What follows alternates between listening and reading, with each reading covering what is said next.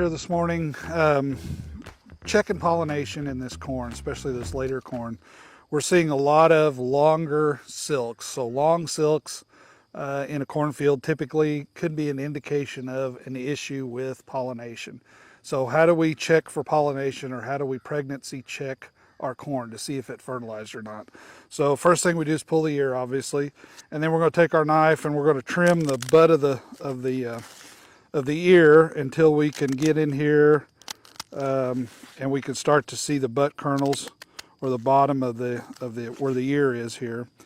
And then we're going to take our pocket knife and we're going to split these shucks lengthways, and then we're just going to gently pull them apart here and let them fall away without disturbing the silks to the best of our ability. And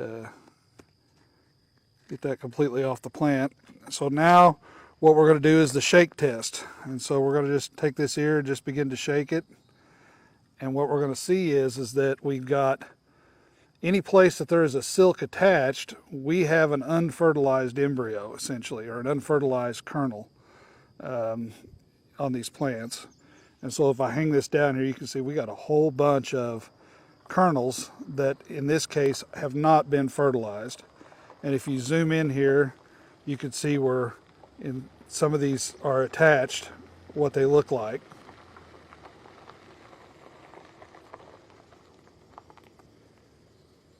And so now I'm just going to kind of try to pull these off and remove them. And what you'll see is we've got pretty poor pollination on this particular ear. So that's how you check to see how pollination is going on an ear, by doing what's called the shake test. Okay, so while we were out checking pollination too, here's something we noticed in this field. Is you notice this ear, and it's got good pollination all the way through. Matter of fact, it's more advanced than the other ear that we just looked at. You can still see some kernels that failed to fertilize. However, one thing you want to notice here is look at this ear, look at the rows, and then notice we get this kind of area here where we kind of transition from actually 16 rows down to 12 rows. And so we've got some bottlenecking going on. So we've got some kind of a chemical application, chemical injury, or possibly due to the heat and the drought.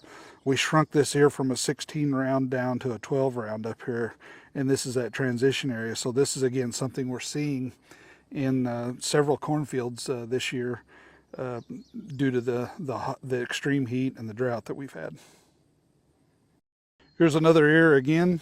A couple of things to point out. Again, pretty good overall.